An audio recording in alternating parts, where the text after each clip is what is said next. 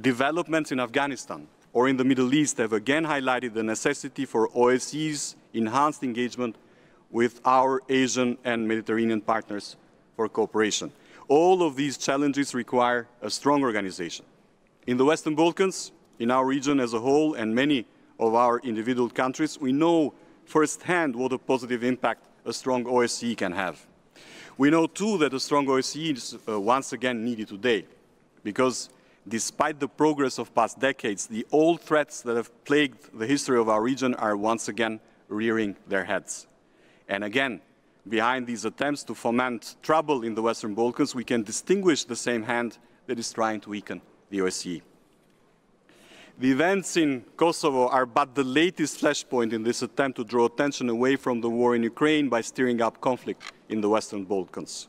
We're doing our best to counter these threats alongside our allies and partners. Albania continues to work hard and proactively for a stable and peaceful Western Balkans. We remain a guarantor of our region's European orientation of security, stability and democracy. But a concerted and committed effort by all our friends and partners is needed to neutralize these attempts to take us back to a time of identity politics and conflict.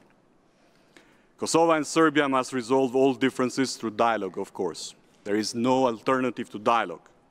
But we must all recognize that the best way to make the Western Balkans, and by extension Europe, more secure is to recognize Kosovo's independence and grant its rightful place at this table and to any other international forums.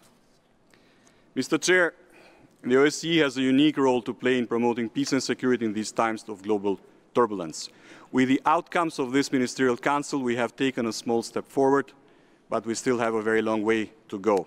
And the path forward by necessity passes through the restoration of our principles and commitments. It will not be easy, but it's the only way.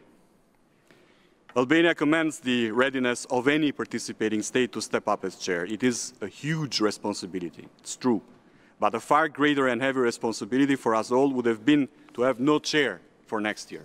Fortunately, that outcome seems to have been avoided. I congratulate Malta for coming forward to lead us next year. It is our duty too to secure continuity and full representation for the 4 most senior positions of the executive structures. The Secretary General and the heads of institutions have done commendable work and merit the continuation of their mandates.